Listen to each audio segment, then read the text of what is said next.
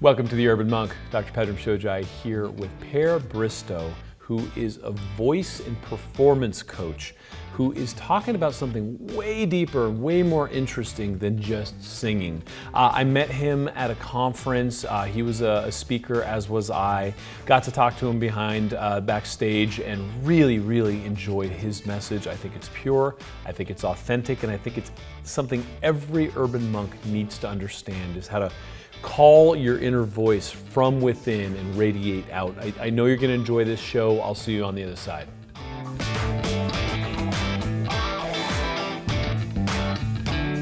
Dude, you're a voice coach, but a lot more, right? Like, you have this very interesting history because to me, finding your voice meant something. You know, it's like, okay, you're a performer, American Idol, all this kind of stuff. And when I met you and understood what you were talking about when you were saying finding your voice, I was like, oh, that's profound, that's good.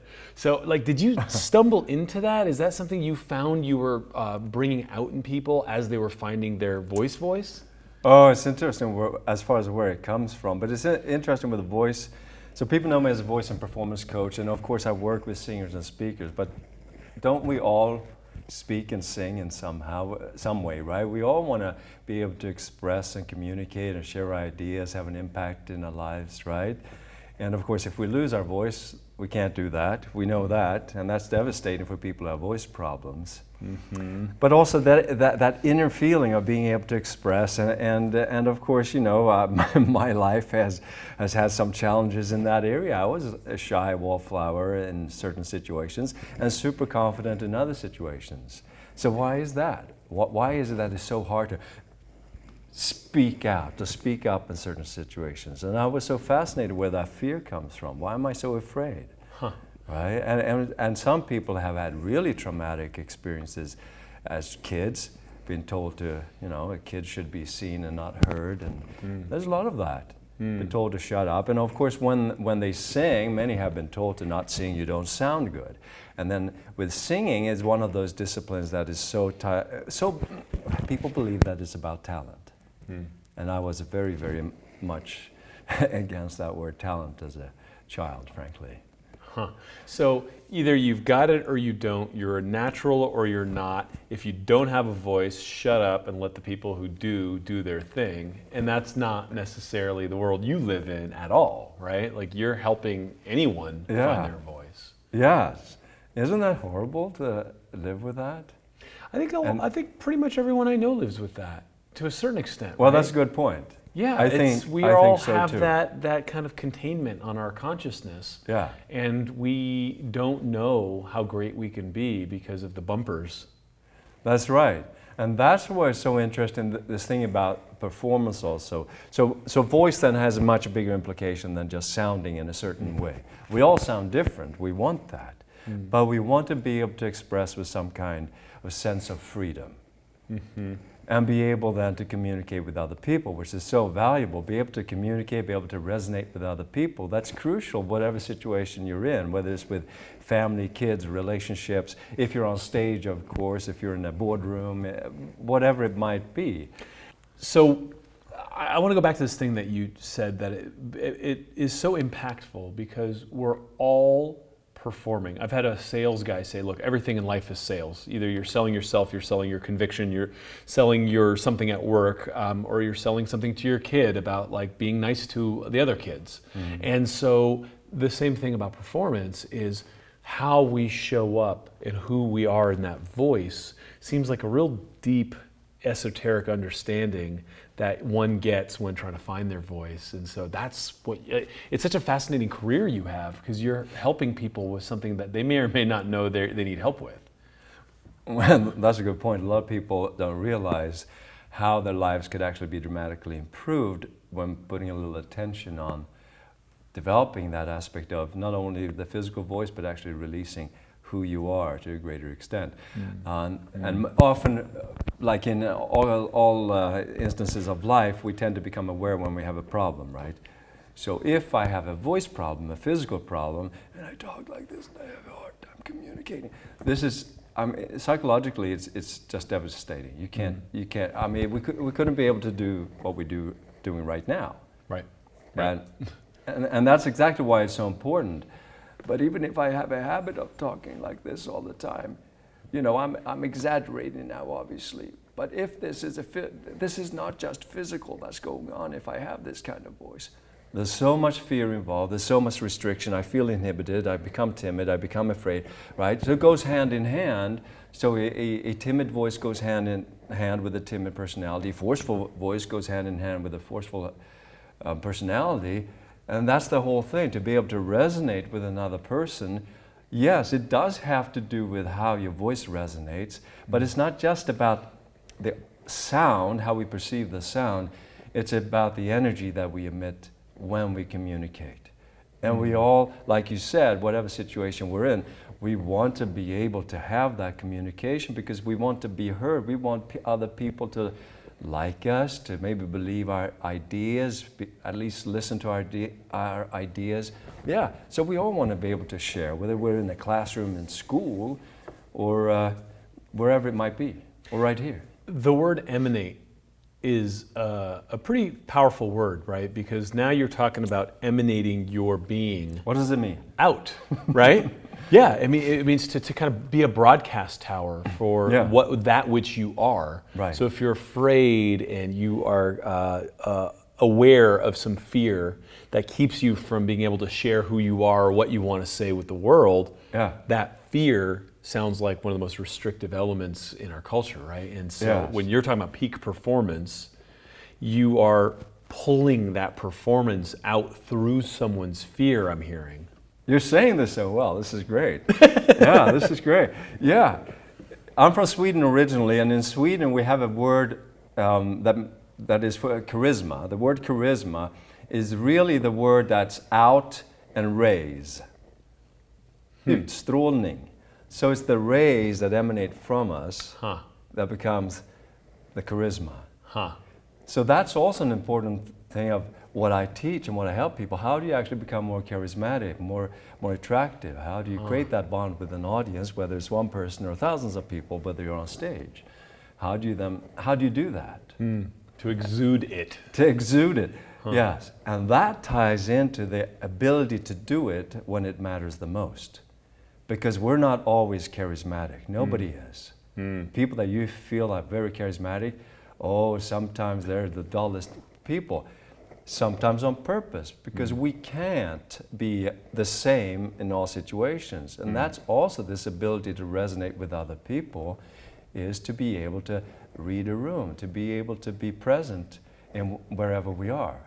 Most people say, and I've heard this statistic, I don't know if it's been independently verified, but people are more afraid of public speaking than dying. Right? So you could get someone who's very articulate in a room filled with the guys getting beers, and you put him up on stage and he just chokes up. And so to turn that corner and to face that fear and continue to exude when the judgment of the crowd, the agora, is on you. I think we could all relate to that, right? Like you obviously do a lot of public speaking, as do I. And there's never a time where I do a public performance in any capacity where I don't feel the butterflies. And I don't know anyone, I mean, you're around a lot more professional singers than I am. I mean, is there anyone that's immune from that, or do they use that? Well, see, this is an interesting thing about fear, right? You mentioned the fear of public speaking. I think the reason that was out in that survey where some university did it, right? And the reason people say it is, first of all, because they're not really aware of what the fear really is. So it's a little bit of a myth. How about singing in public? How about singing if you don't know the song? I think that's probably even more terrifying. Right. And the other thing, to comment on what you said then, that everybody has fear, right? Or the nervousness, or whatever we might want to call it. This is what's so interesting with singing. So beginner singers, a lot of beginner singers think that professional singers don't get nervous. And therefore, when they get nervous, they feel that, something's wrong. And I get a lot of questions about that. How do I get over the nerves? How do I stop the nerves? Right? So when I played my first violin recital when I was a kid, my fingers started to sweat right before. I didn't even know fingers could sweat, and especially not on one hand alone, the one that I need desperately, right? But I was prepared, and I knew I was good, and it turned out to be a great performance. So that was a great learning experience when I was 10 years old, that, wow, this nervousness, maybe it's not bad. Maybe it actually drives something, which it does. So, and later on, I did the same show for over 300 times. The hardest thing is to make yourself nervous. And the most boring performance is when you're not. When it's as if I'm just going to work. I'm just doing it. Oh, what a horrible performance that becomes. And it's not fun when going off stage. You don't know if it was good or not, but it's just boring. I love this. So we're now taking our greatest enemy, which is this fear of public performance, this fear of shame or whatever it is, and somehow metabolizing it in a way to be better and be greater. And so you look at, because most people have this is kind of a classic Buddhist, aversions and cravings. It's like, oh, what's that feeling? I don't want that feeling. I don't want to feel that. I don't want to feel I'm about to panic. I'm about to panic. Right. And they just spiral, right? Uh-huh. So instead, recognizing that and not moving away from that and grabbing that's refreshing. So I want to unpack that a little bit. That's great. Okay. Yeah.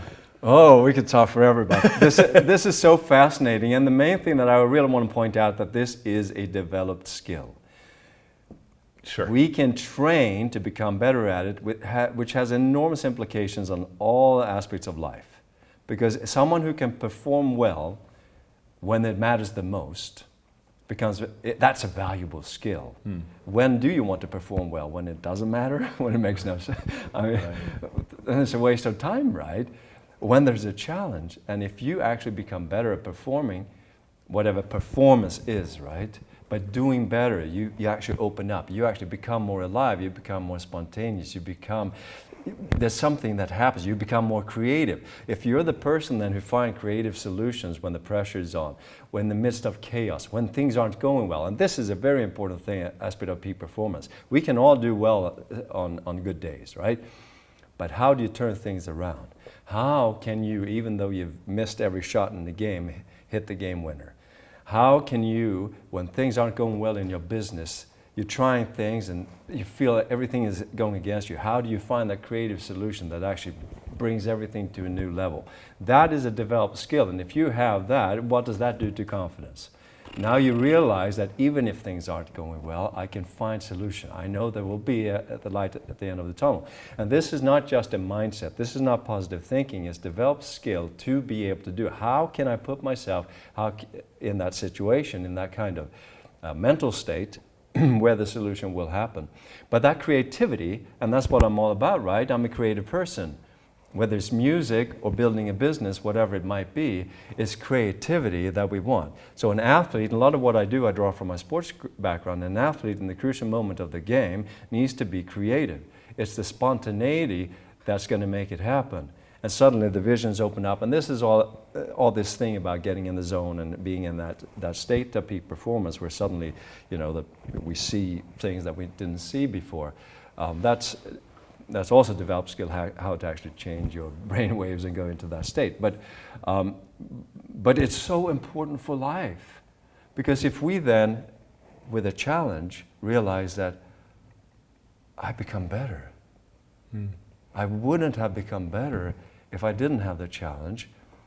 I've got the confidence, right? But that gives me peace. That enables me to sleep at night.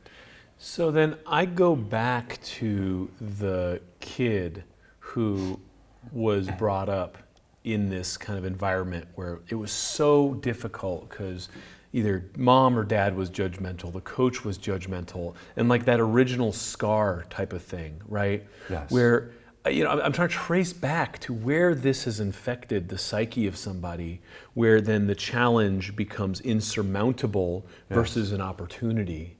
And I'm sure you've seen this as you've, developed with people. So, do you trace it back to that? I mean, is it a parenting thing? Is it a church thing?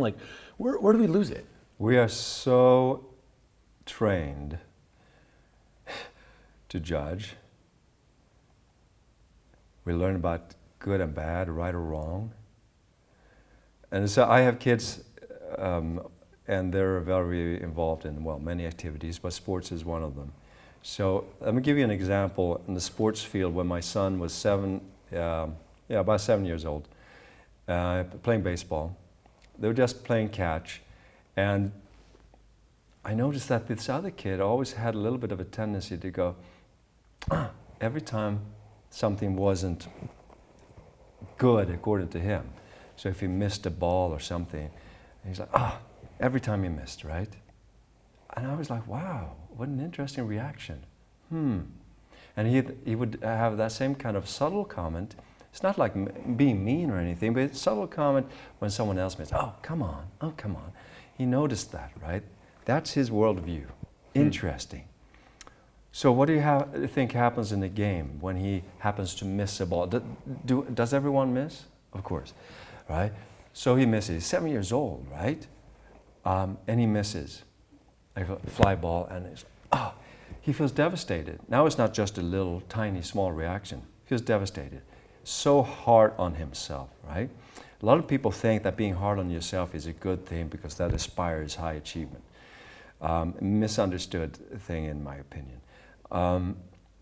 So then, as the more and more games, I see this pattern all the time. And it's so interesting as a parent. I'm studying kids and how they behave. I'm a student of human behavior, you could argue, right? And I see how that ties into the parents.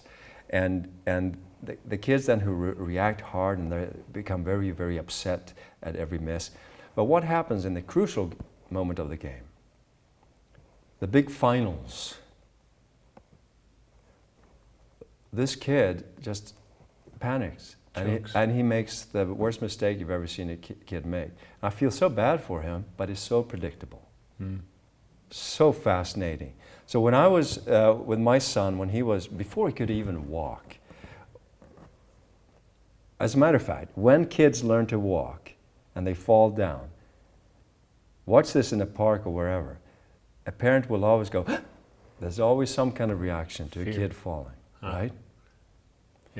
There's always a reaction as if something out of the ordinary happened, something wrong happened.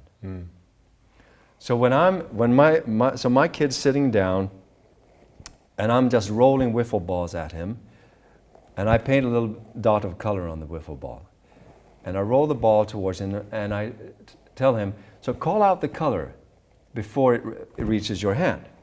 So the ball's coming at him, right? And he calls out a color, and then I roll another one, different color. But the point here is that I never ever check if it's right or wrong. Because that is completely irrelevant. Most people would think that, the exercise is to call out the color, therefore I'm now going to check it to see if it was correct. That's not the exercise. The exercise is to be engaged in the process, to develop your visual sense, you're seeing it. And that's not hard to see. It's not easy to see a ball coming at you spinning and try to see a colored dot. That's not easy.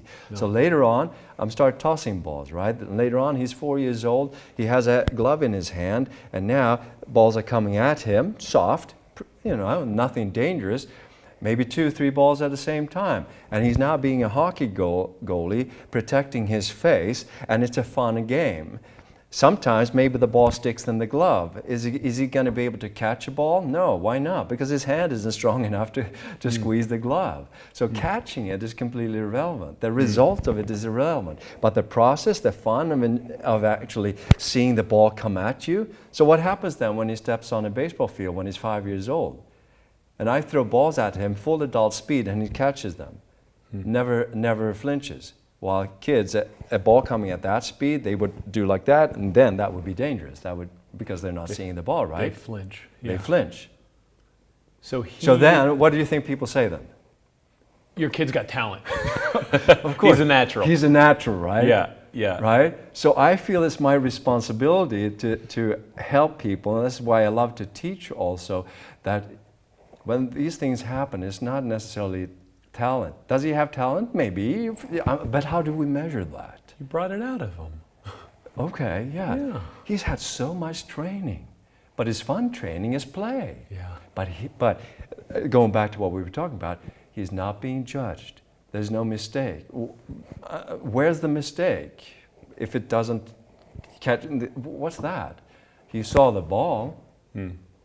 He was in the midst of the process, right? So this is the difference between result thinking and process thinking. Being engaged in the process, right? And singers are the worst because they're so trained even to listen, use their ears and try to hit the notes and try to sound good. And if they don't, if they miss a note, they're told by someone or they hear it themselves and, oh, I don't sound good. And they actually train themselves to become self-conscious and judgmental and create a lot of restrictions because they're now trying to create the result. So what I do then is I give permission, okay, let's sound whatever, and that's what my process has become known for. Let's not even forget about hitting notes and stuff like that. And then in the beginning it might seem like, wow, well, that's weird, I want to sound good. Right. But then they realize that, oh, okay, now they can actually start feeling things on a different level. Now they become engaged in the process. Now they actually start feeling restrictions, physical restrictions that they've never been aware of, the fears that they always had of having to sound good, and now, wow, the voice becomes so much freer. Now they can sing the high notes and make it stronger and all these kind of physical things. But what does this do to confidence and this ability then to be charismatic and create a bond with another audience? Now it's not about the result. It's not result thinking. It's not good or bad. It's not about mistakes or, it's not success or failure. That's not where the thinking is. Huh. So just exude and let go of anything related to the result of that performance, and let's just continue to exude and shine out.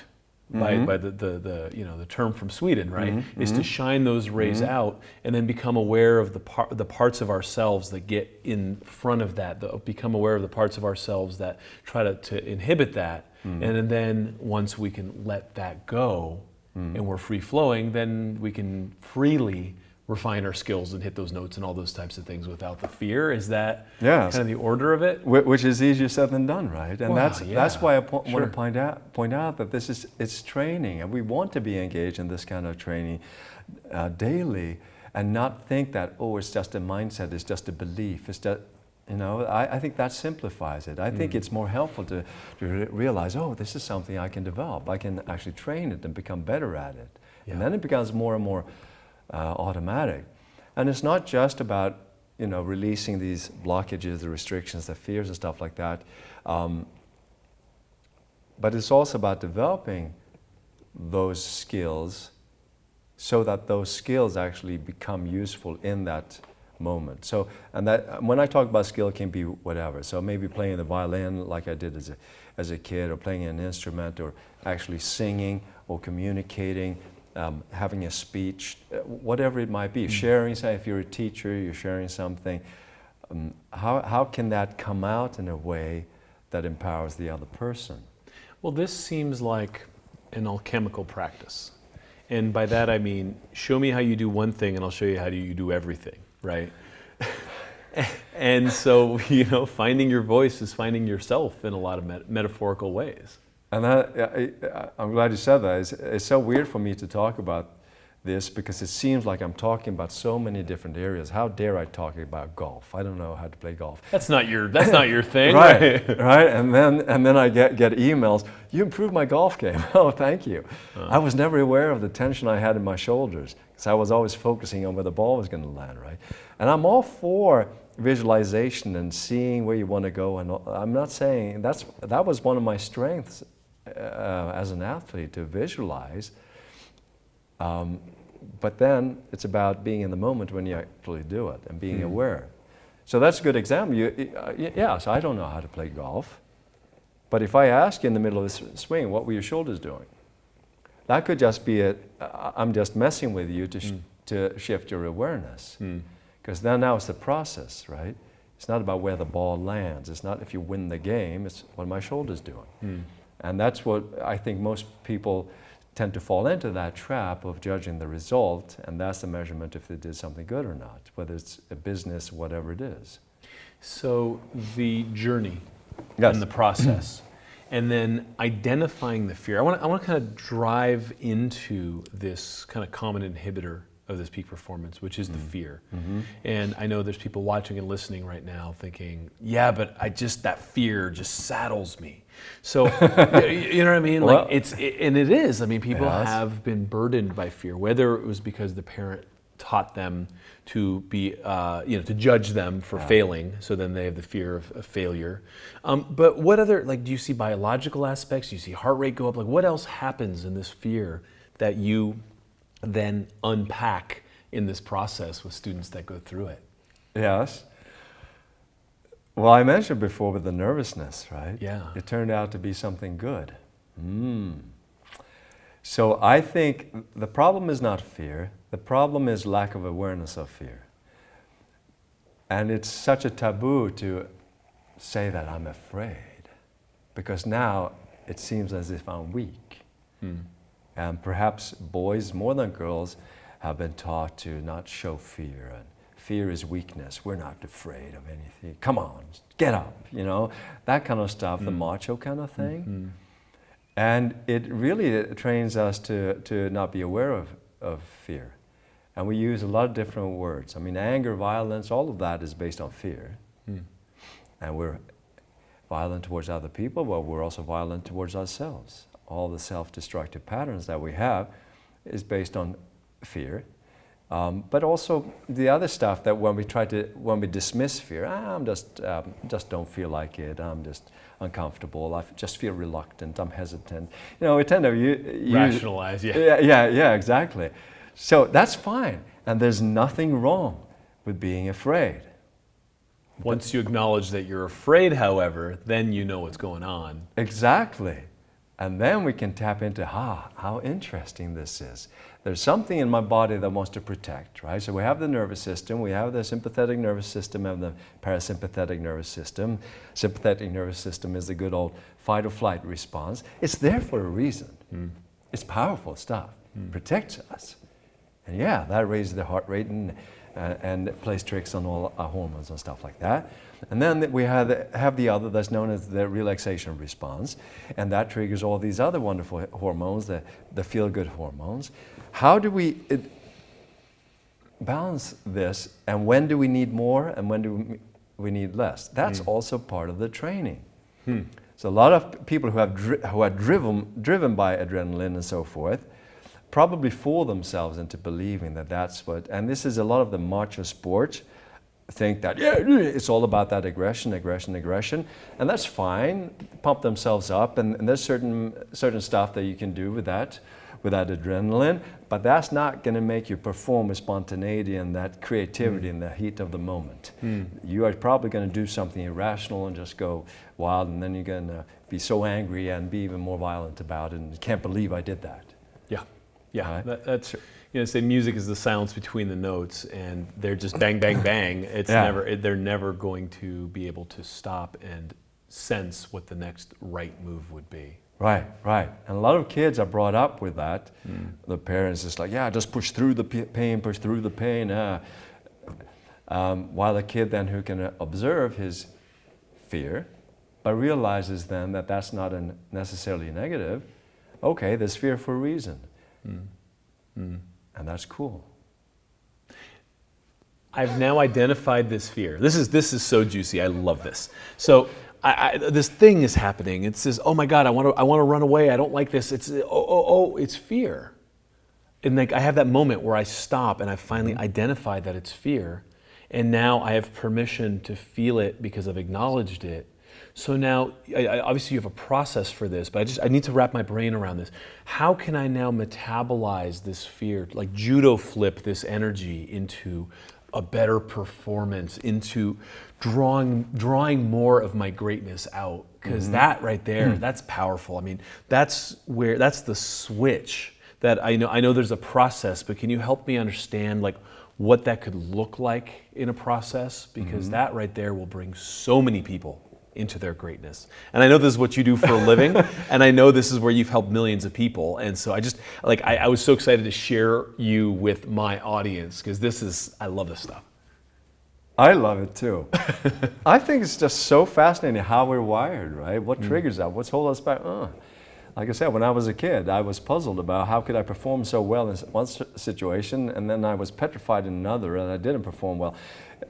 I think it's remarkable, and that's part of the learning. So yes, so let's talk about a couple of things here, and I don't want to come across as we're not into the quick fix kind of thing. So we're not trying to make it sound simplistic,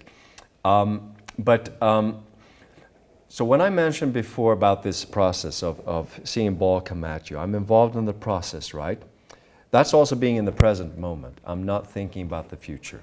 Fear is always about the future, what's going to happen, potentially happen. So we're actually training ourselves, and we become used to being in that moment of awareness when we see stuff. That's one part of it. It's super, super important. So that trains us to actually be able to find that. So that applies to whether we are writers, creators,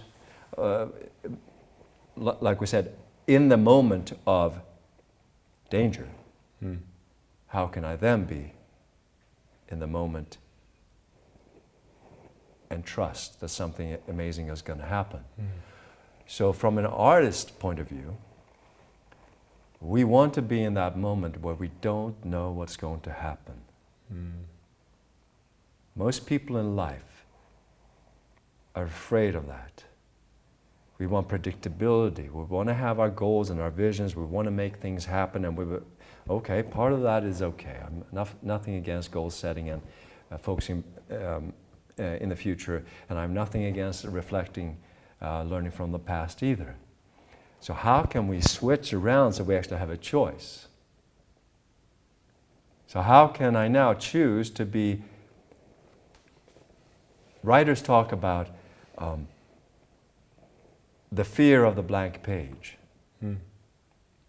But I like to train people to love the blank page when you have no idea what's going to come out and you're going to surprise yourself. Now sometimes it's going to be, ooh, what was that? When we reflect back. That didn't work. And sometimes it's going to be, ooh, what was that? And it's so beautiful when I teach performers who actually go up on the stage, and it's not so much about stage being in front of thousands of people, that kind of stuff. It's about being in a moment where I'm going to do something that I have prepared for, and I don't know exactly what's going to happen. Can I give permission for something to blossom? And then whatever happens, whatever the result is, the judgment shouldn't be on what we thought, how we're supposed to judge a performance. The evaluation would be, wow, I did it. I put myself in that situation. I didn't die. It didn't quite come out as I had expected. Something else came out. And that was actually kind of interesting. And maybe the audience loved it, if that's the case, if we're in front of an audience, and they felt that there was something special about that. There was some kind of life about that. Right? Rather than being concerned, am I going to remember what to say? Am I going to remember the exact sentence? I learned that the hard way when I tried to, in high school, meeting this girl, and I want to say this because that's going to sound really cool. And then when I actually say it, there's so much fear about saying the right thing, and then it comes out so unbelievably dumb. And I'm like so humiliated. There was no spontaneity. There was no life. It's like I'm saying something that was rehearsed, which it was. No connection, no bond, no nothing. So that actually becomes a bad performance. Right. So singers then, I have to hit that note. They're anticipating a note coming up. Well, that's exactly what's going to... So you succeed to hit the note, but did it make you interesting? Maybe not. A lot of people can hit the notes, but what makes an interesting performer, an interesting human being? The unknown, the spontaneity, the muse. Isn't that so? And it makes it more fun for ourselves. And that is a very, very important part. So I go off stage, whatever the stage is, and that was kind of interesting. That was kind of fun. I want to do that again. And now if we go into the chemicals, and that creates a dopamine response, the reward, and now I want to do it again. I want to experience that again. I don't know what's going to happen next time. Trying to recreate it is meaningless. A lot of people try to recreate a great performance. That doesn't work. No, you That, recreate. that one's done. Exactly, that one's done, right? And you try to recreate what the setup, the preparation, and how you manage to actually enter the stage, if you will, and then you see what happens that time. And now you start enjoying this. And getting out of your own way and letting that creativity work through you. It's very, kind of Buddhist, Taoist to me, right? It's like live in the now, be in the now. Like the anticipation of the future causes suffering. Wanting to have the past performance is the universe has moved on, and it's just kind of this kind of almost metaphysical teaching of staying in the moment and allowing yourself to be a vessel and not taking yourself so seriously. And the kid who flinches when the ball comes, he's taking himself pretty seriously. Like Right. you had a lot of anxiety going in to talk to that girl because you had built it up and you chunked it, right? Yep. Like it was a terrible experience because you weren't in the moment. And so the practice of being in the moment and learning how to do that, there's a lot of ways to climb that mountain, but I think every one of us has a voice. Every one of us has to engage with other human beings. And I just find this to be a very refreshing part of the conversation is being able to find your voice in your voice. Yes. And you've done this for all kinds of people. So what about leadership? Because I think that this is also where we won't be leaders, right? This is where we're reluctant to step out in front. We see an injustice. We see, ice caps melting and polar bears dying, and it's like someone else's problem. Right. I would love to draw out the energy of that in the urban monks that are listening to this to find their voice. Yes. And interesting what you said, right? Because we can't do that if we don't have a voice. We want to be able to have an impact and influence people in some way, and that includes having a voice. Could be in writing also, but that's still having a voice. So this aspect of leadership, I think, is super interesting. I think the old model, if I dare say so, of leadership was to have force over someone, right? Have someone to tell them what to do. And I think we're sort of moving away from that, luckily. Because that is really about weakening other people. I think the true power today is the ability to empower other people. So the more power, the more you can train or help other people to become more powerful, the more powerful you become. And I think this shows up in the workplace these days. Now it's not about mechanical labor and keeping you quiet, right? Now we want people to be creative, proactive, resourceful, in all kinds of ways. That's the valuable worker also. So that didactic old model has also proven to fail, and we're looking to bring out empowerment in the workforce, in everyone around us. Yeah, and I think that's part of evolution, right? And power over forcing other people to do something is, again, fear-based, right? And of course, the person then who has been in that situation then suddenly loses that power, becomes extremely weak. And we've seen that all over the place in all kinds of situations. So,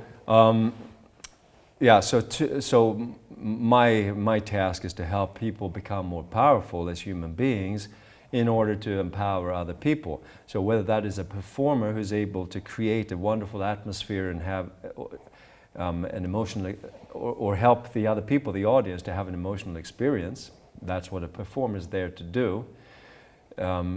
Or if you're in a boardroom, you have an idea, whatever it might be, if you're a teacher, whatever situation, you're a parent, or you're a kid, for that matter, right? And that is what gives us this inner power. And what we talked about before, the person who can be creative, resourceful, find solutions in the midst of chaos, be able to turn things around when things aren't going well, that is the person that we seek out. That's the person who, frankly, has friends, because that's the person we want to talk to. That's the person who can help us in some way. That's a form of leadership. You can, encourage people to seek a direction that would empower them. Now you become a sort of leader, or we could call it a good friend also. On the sports field, the person who is going to be able to perform well when the pressure is on, That's the person who you are also asked to take that part of the game. Whether it's the final moment of it will be the pitcher in the last inning, or be the starting pitcher, whatever it might be, right? But that is the person who very easily becomes the leader. Yes. That's the person, people, and that charisma that we were talking about becomes sort of a magnetism, if you will. People become attracted to you. You So step through the fear, you step through the inhibitions, and people see that, and they fear that themselves, so it's like, wow, that guy did what I'm afraid of. There you go. Exactly. So it becomes a role model in that sense. So then we can use the leadership in many ways. Many people in business, leaders in business may feel that I don't want to be liked, but I want to be respected. So fine, we can separate our relationships. It's not the same relationship perhaps, but if you're doing a negotiation, for example, in a business deal, again, you want to be able to have influence. You want to be able to influence the other person to feel that they're making a good decision. Or we could try and influence the situation by fear, by threats. And some people tend to do that. I don't think that's a way to go about it. I really don't think so. Well, in the mark of the new economy is one of collaborative capitalism and all sorts of wonderful things we're seeing. And it's about human capital. It's about engaging with people that you want to support. Like, I support companies that I feel are doing the right thing and are making the world a better place. And a lot of it is driven by the charisma and the drive of the leadership who are stepping out in front of things and saying, let's solve this, let's do this. And it's courageous. And the charisma of that company draws me in. It's just like, yeah, I'll support that, right? And, exactly. and that's an economic example of everything that happens interpersonally in the workplace, right? Yes. You want to support people that inspire you. Exactly. I totally agree with that, and I think we should encourage that kind of behavior and that kind of mindset, that kind of ability among people. And I know that's not the case everywhere. You know, there are people in powerful positions that get away with what they do because other people are afraid of them. Yes. And they want other people to be afraid of them. So I would like to encourage the other way. I think it gives you much, much more power to empower other people. And that's also the person then who's willing to grow, who's willing to learn. And in this economy, if we're talking about business, you have to be able to adapt, you have to be able to change, you have to be able to go with the flow, right? And to just stick with what you've always done is probably not going to help you for a very long time. Yeah. So that person is also the person who's willing to listen, who's willing to learn from other people, and that, like you said, becomes that collaborative effort. Well, effort is not the right word, but it's about collaboration, and everybody becomes empowered in that sense. And that's really what I want to encourage people. And I see it all the time. People become more powerful. They become more confident. They become more creative, more solution-oriented, and the businesses grow, and their life becomes better. And then it doesn't have to be that, okay, I am good at business, but I suck at relationships. I don't think it has to be that way, because it could be this is about relationships. Are you going to succeed in all areas in life? No, it goes like this, right? Of course. It also ties into the health, which you are a big part of, right? Health, how do we influence our body? How do we empower our body rather than force over our body with doing something externally, taking these drugs that mask things, but how do we actually empower our body to become healthier, stronger, Radiant, right? So that's all about empowerment rather than power over. Yes. Rather than trying to control what's going on, we allow stuff to happen and we allow that energy to flow. So I think the mindset implies or applies to so many different areas. It's beautiful. I think of the old Flintstones episode where, I don't remember which one of them it was, had the most beautiful voice in the shower, but then when they put him on stage, he'd choke, right?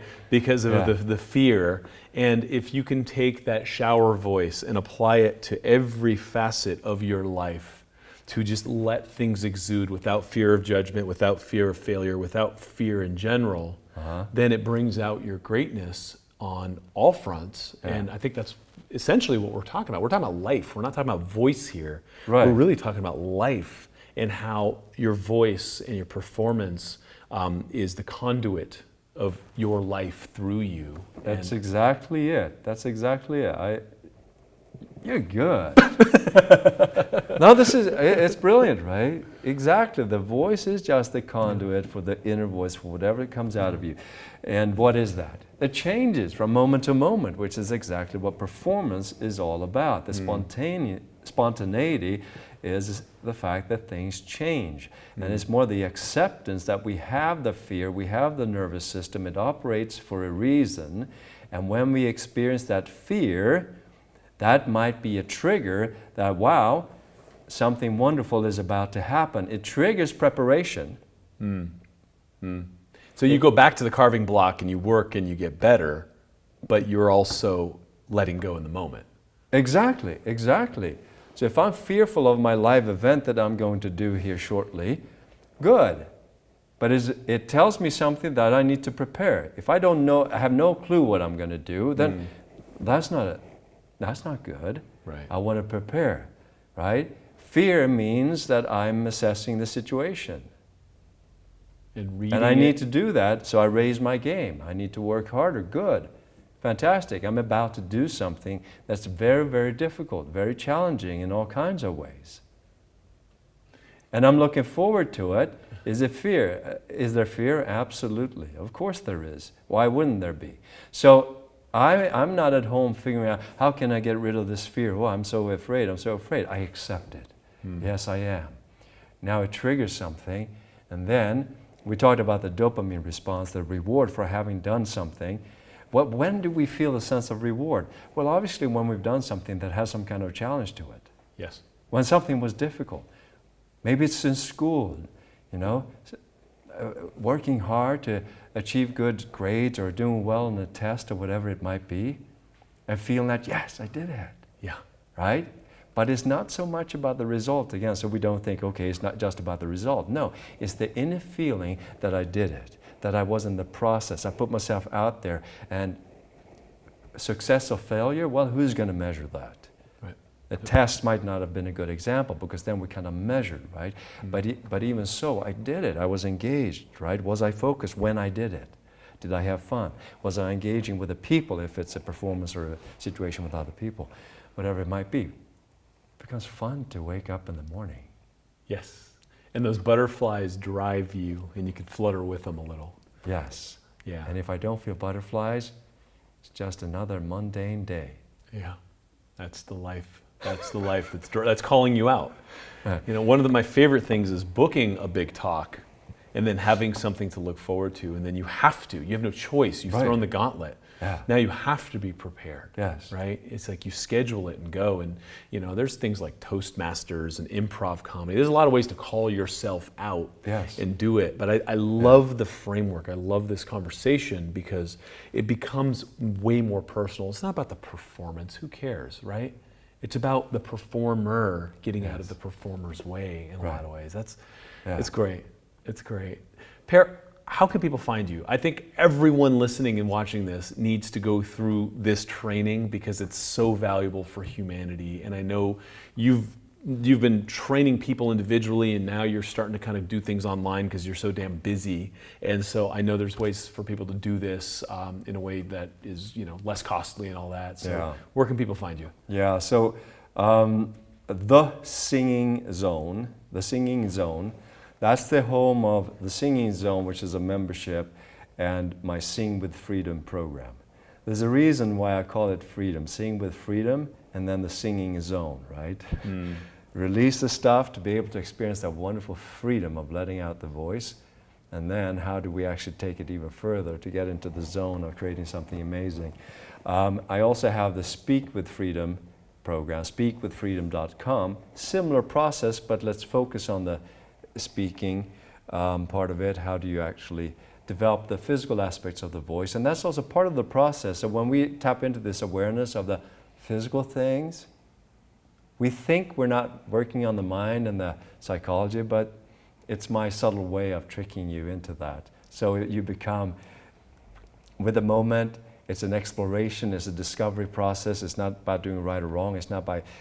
You're not doing something just because I tell you to do it. You're actually there to explore and feel what's going on, and the next day you feel something new, and then wow, your voice becomes stronger. Oh, it becomes healthier, more functional, more endurance. You can speak for hours without getting tired. Get a deeper voice if you want, sing those high notes if you want, all that kind of stuff, the physical aspects, but it still comes out of that, the discovery process. How can I isolate these muscles? So that has actually, by going through that process, without you knowing it, you've actually trained yourself to, be in the moment and the mindset of letting go of the need to judge and all these things that we talked about. So speakwithfreedom.com, thesingingzone.com, and then I have my blog, which is perbristow.com, where I do some video interviews with some people and write about stuff in regards to performance. Great. I'm a big fan of your work. I think that this is, like I said, it's refreshing. It's really refreshing, so keep exuding, please.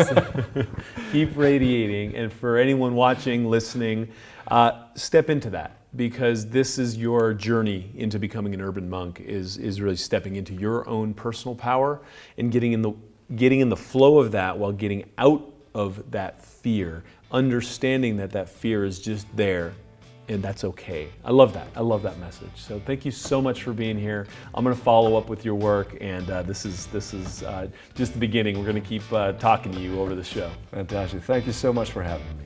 Yeah.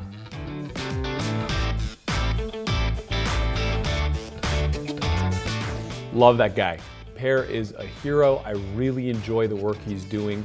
I invite you to practice and check out his stuff. He is awesome. I think every single one of us need it.